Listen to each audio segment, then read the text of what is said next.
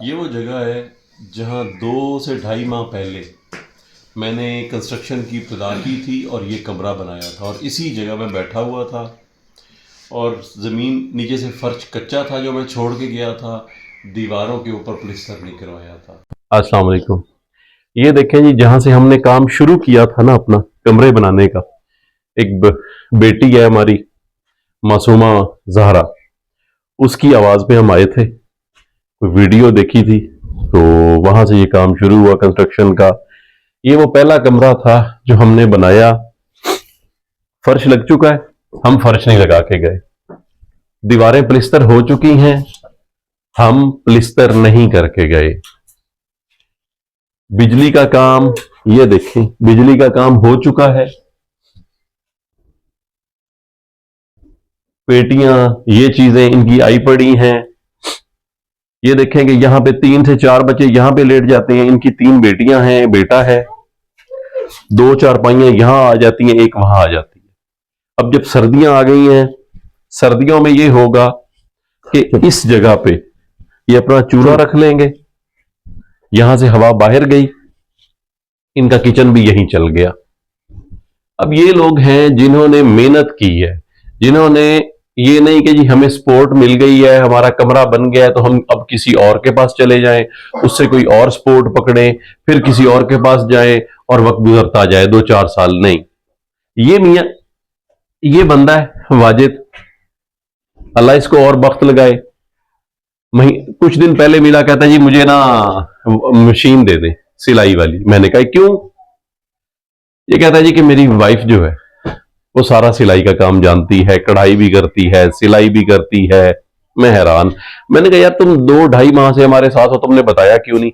हमारा कहीं भी बोर का मसला हो, किसी जगह जब हम कंस्ट्रक्शन कर रहे हैं, कहीं पानी का मसला हो, कहीं नलका ठीक करना हो, नया नलका नया लगाना हो, इसी वाजिद ने लगाना है।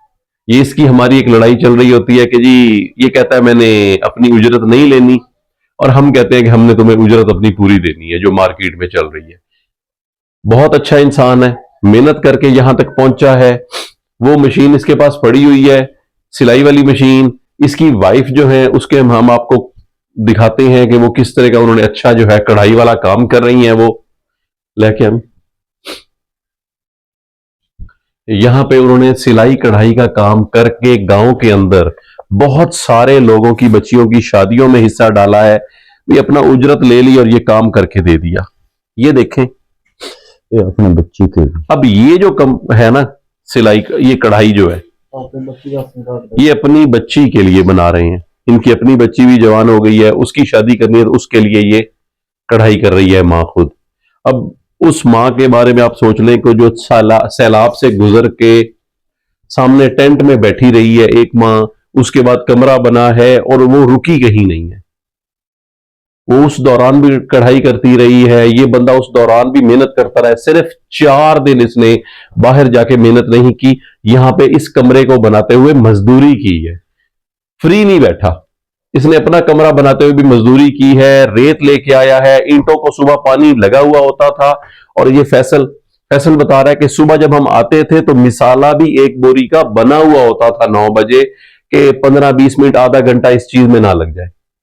ये लोग हैं जिनको हम सपोर्ट कर रहे हैं, ये वो लोग हैं जिनके लिए हम कहते हैं कि इनको दीवार पे प्लिस्तर करके ना दो। क्यों ना दो? इसलिए ना दो कि आने वाले वक्त में ये खुद कुछ करके दिखाएं और इनको मिसाल बना के कोई 2 4 लोग तो शर्म करके अपनी मेहनत करेंगे, अपना काम करेंगे। फर्श देख लें इसका, इसने फर्श कितना अच्छा लगवाया है खुद। ये सारे कर सकते हैं ना। और इस प्लिस्तर और फर्श लगने के दौरान 2 कमरे और बन जाते हैं। हम आगे जाके अपने मिस्त्रियों को ले जाकर 2 कमरे और बना लेते हैं। एक, हमें यह पता चल जाता है कि कौन सा हकदार है, हमने वापस आके दोबारा किसकी मदद करनी है। दूसरा, कौन बस कमरे का हकदार था कि उसको छत दे दी है, उसकी जवान बच्चियां थी उसको छत दे दी, उसको वॉशरूम बना के दे दिया, दैट्स ऑल।